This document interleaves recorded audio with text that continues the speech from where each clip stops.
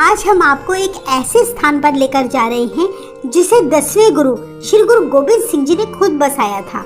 ये ऐसा स्थान है जहाँ पर जाप साहिब, चंडी दीवार, दशम ग्रंथ, विचित्र नाटक जैसी महान रचनाएं लिखी गई। जिस स्थान पर गुरु गोबिंद सिंह जी के सबसे बड़े पुत्र साहिबजादा अजीत सिंह जी का जन्म हुआ था, जहाँ गुरु गोबिंद सिंह जी ने पीर बुद्धू शाह को अपने पवित्र केश, कंघा और कृपाण भेंट किए थे। ये वही स्थान है जहाँ चंदन कवि की रचना से खुश होकर गुरु जी ने उसे 65,000 मुद्राओं का इनाम भेंट किया। इसके साथ ही वीडियो के अंत में हम इस स्थान से जुड़ी बेहद हैरान करने वाली घटना को बताएंगे, सो आप सब वीडियो के अंत तक बने रहें। हिमाचल प्रदेश की खूबसूरत वादियों में यमुना नदी के तट पर बसा श्री पोंटा साहिब सिखों का एक महत्वपूर्ण धार्मिक स्थान है। इस स्थान को सन 1685 में गुरु गोबिंद सिंह जी ने अपने हाथों से बसाया था। पोंटा साहिब हिमाचल प्रदेश के सिरमौर जिले में स्थित है। इस रियासत को पहले नाहन के नाम से जाना जाता था। कहते हैं कि गुरु गोबिंद सिंह जी का इस स्थान से बहुत गहरा रिश्ता था। जब गुरुजी 17 वर्ष के हुए तो नाहन रियासत के राजा मेदिनी प्रकाश के आमंत्रित करने पर उससे मिलने अपने 500 घुड़सवारों और परिवार समेत इस स्थान पर पहली बार आए थे। राजा ने गुरुजी का बहुत आदर सत्कार किया। उसने गुरुजी के आगे प्रार्थना की कि हे सद्गुरु जी, मेरे दिल की इच्छा है कि आप इस पूरे नगर का चक्कर लगाने की कृपा करें, इस भूमि के कण कण में पवित्रता बख्शे। राजा की प्रार्थना स्वीकार करके गुरु गोबिंद सिंह जी ने तब पूरे शहर का चक्कर लगाया। सारा इलाका साल के पेड़ों और हरे भरे जंगलों से घिरा था। वहाँ का शांत और सुंदर वातावरण देखकर गुरुजी बड़े खुश हुए। यही कारण था कि गुरुजी ने अपने परिवार के साथ पोंटा साहिब में 4.5 साल बिताए। कहते हैं कि जब गुरुजी यमुना नदी के किनारे पहुँचे तो वहाँ का वातावरण देख के इतने प्रभावित हुए कि उन्होंने वहाँ अपना डेरा लगाने का विचार बनाया। राजा मेदिनी ने गुरुजी की आज्ञा अनुसार उनके डेरे का सारा प्रबंध करवाया। गुरु गोबिंद सिंह जी ने श्री आनंदपुर साहिब की धरती से यहाँ आकर अपने पांव टिका दिए।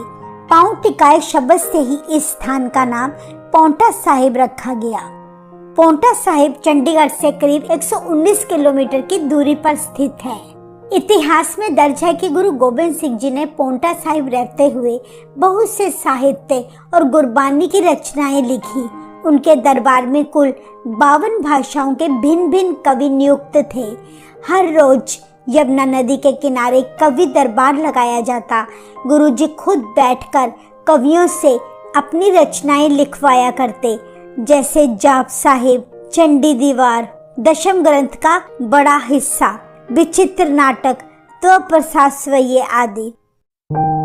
एक बार कवियों ने गुरु गोबिंद सिंह जी के आगे विनती की, हे सद्गुरु जी, जब भी हम आपके द्वारा रचित रचना लिखते हैं या सुना रहे होते हैं, इस यमुना नदी का पानी बहुत शोर करता है। इस शोर से हमारे काम में बहुत विघ्न हो रही है।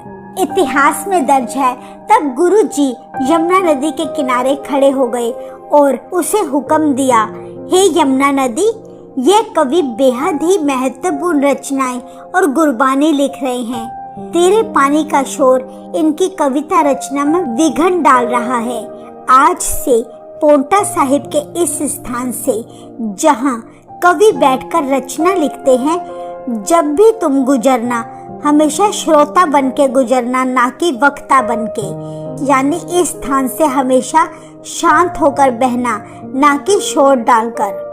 तब से लेकर आज तक करीब 340 सालों से गुरु जी का हुक्म मानकर यमुना नदी गुरुद्वारा पोंटा साहिब से बिल्कुल शांत होकर बहती है। पोंटा साहिब से पहले और पोंटा साहिब से गुजरने के बाद इसका शोर सुनाई देता है, पर पोंटा साहिब गुरुद्वारे के बिल्कुल सामने आकर यह नदी शांत हो जाती है।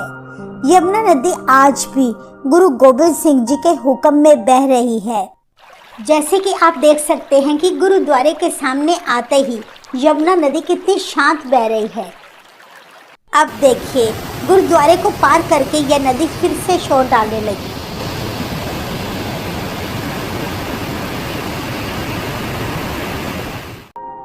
यह नज़ारा सच में बहुत हैरान करने वाला है।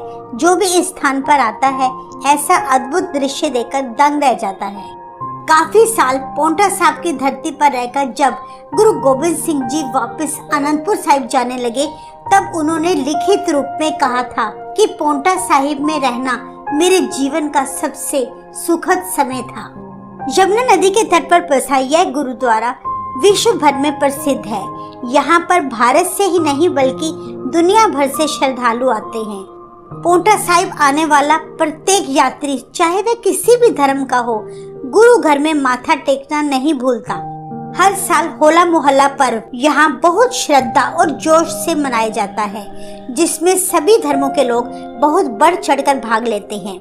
श्री पोंटा साहिब से करीब 18 किलोमीटर की दूरी पर स्थित गुरुद्वारा तीरगढ़ी साहिब सुशोभित है।